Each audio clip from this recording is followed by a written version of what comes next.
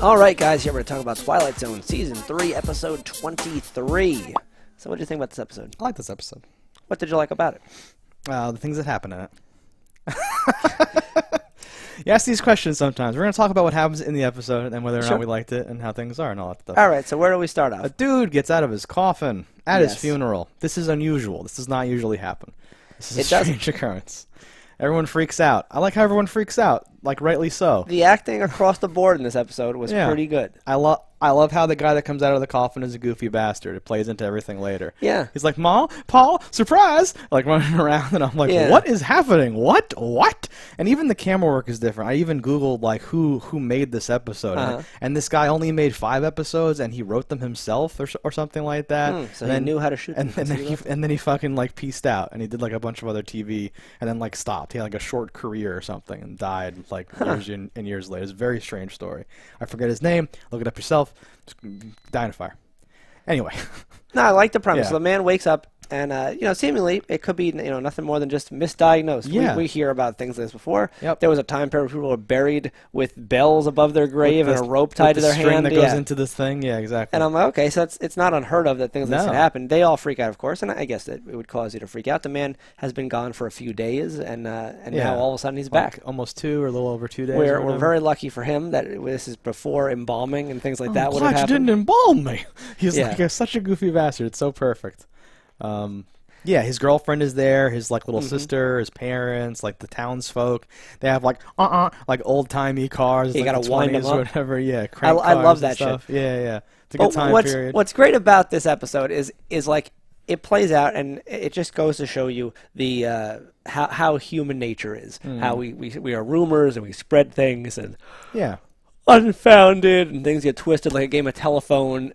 To where this person becomes, like, oh, he's a demon now, this and that. He's fiddling with stuff, like axes. And you're like, wait, what? Yeah. Like, they don't even really show him fiddling. It's just this, like, thing where it's like, oh, he's getting into stuff now. No, it's literally he woke up early to tend a fence, and they're like, oh, he sounds like himself. He's always fiddling with things. He's working too much. He eats less food. And, like, so, like, I guess what I like most about this episode is that in Season 3, like mid to late Season 3, I feel like the show has finally embraced the art of like trolling us or whatever. Sure. Where it's like, listen, you know where this is going. He had like a life-changing event, so he eats a little less and he wants to work a little more. Maybe he has like a new lease on life. Maybe he's like, hey man, anything could happen. I have to make the most of it, right? And that's why he's like pushing stuff with his girlfriend. That's why he's like getting it. Like everything could be explained normally. Oh, but human nature's evil and the crowd's gonna rally and bring pitchforks and torches and kill him, and then it's gonna be like no, or he's gonna wake up from, like again, or something dumb, whatever's gonna happen, right? And you can see it a mile away, but they don't do that. And that's what I love. It was great. It circumvented your expectations. It was and this in general, even without the twist, this was a great episode. I enjoyed it, and then that So the townsfolk do rally. They do rally. They come to get him. And he gives the speech that sometimes people in movies give, where like Walter White does a version of this, right? Sure. When it's like, well, if I am who you think I am, if all these accusations are true, maybe you should be a little worried about pissing me off or whatever. He does all this stuff, and he has this great monologue about, I'll move my left hand, and I'll bring locusts on your crops. I'll move my right hand, and the hawks will come down and snatch your chickens. I'll do this, and the wells will be poisoned. He does. Yeah, he does all this stuff. It's great. I loved it. I was like, this is amazing. And then as they realize they shouldn't fuck with this man, because you have the two options: either yes, A, he is just a good old boy and we're horribly making a mistake, or B, he could bring down damnation upon us. And either way, probably not worth fucking with. And they have that out of like, oh, well, he's gonna marry. Her name's Comfort, which is so. I googled that Comfort. And now I might be fucking it up. Comfort, Connie? Comfort is French for strength. It was a common name. I was like, oh, okay. It was one of those old timey things that like throws me so much because I'm like, that's not a name. But it was apparently a very common lady's name. So they're gonna be so they can, maybe Southern Comfort is related to that. I did think of that, but I don't believe so. Yeah, I think it is. That's fact. I would canon. I would wager lots of money that it is not. It is a Comfort from down south. Yeah, strong. So I should never tell you anything. they use that as their out. They go, oh, well, if you're gonna get married soon, what day is it? Oh, we'll come make by. a picnic out of it. Picnic. Yeah, I know. So it's like super. I'm like, okay, and like at that point, right? I agree. That would have been enough. I go like, yes. Oh, so we've subverted things. Now he gives the speech, and like he plays into it, right? Maybe this is just part of his like new confidence and his like awakening or like whatever. Is like, you know what? I can solve this problem too. Don't worry, baby. We're gonna come over here and all that stuff, right? It's this whole thing. And then yeah, like he goes to light his pipe, and the match just like starts up on its own. Sparks without him striking it. And she goes, whatever his name is. How'd you do that? How'd you do that?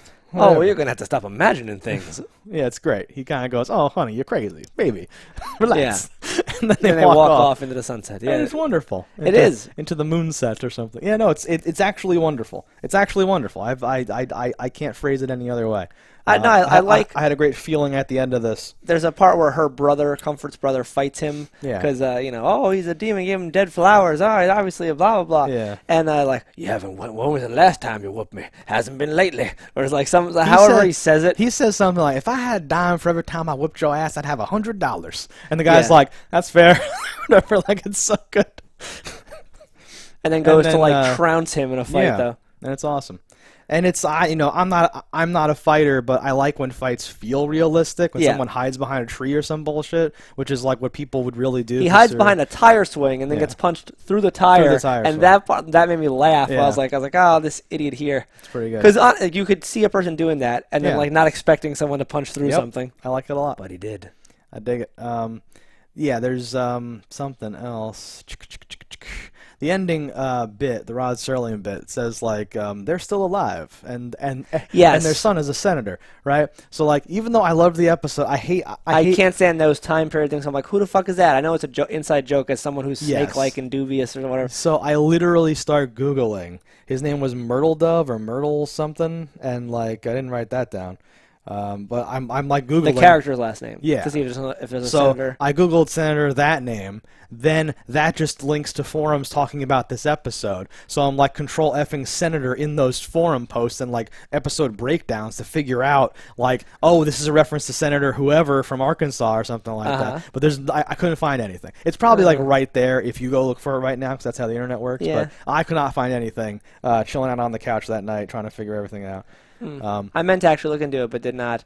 But I do agree where I can't stand when they bring things into real life. I'm like, it's Twilight Zone. I'm like, you had a thing that was timeless, and then you made it timely. Like, well, it's such a goofy angle because I had this awesome like feeling at the end where I'm like, oh, and like it's like a swamp thing, music's playing or whatever. I'm like, ooh, this is nice or whatever. And then they have to inject a little like, you know, hey, you know, go down to the local grocery store. There'll be more waiting for you. And you're like, what?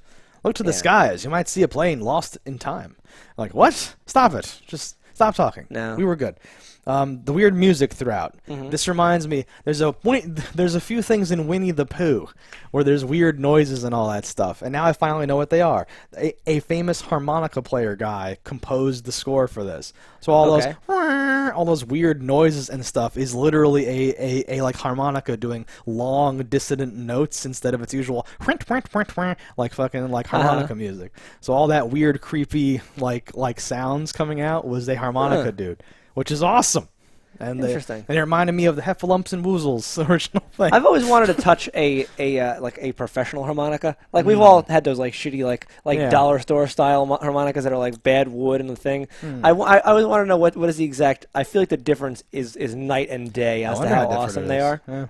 Harmonica's really tough. You have to like there's different techniques, but one of them is like use your tongue to cover some of the holes in the middle to like change the chords and all that stuff.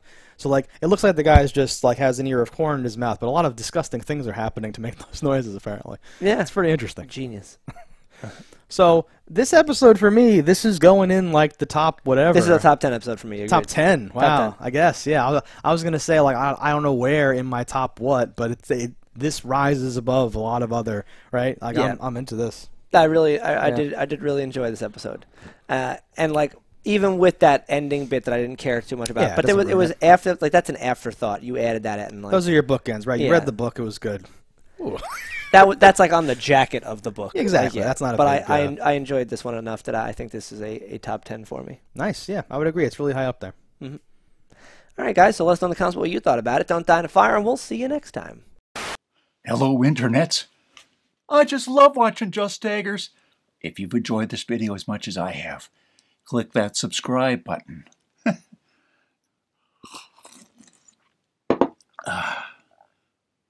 Peace out, homies.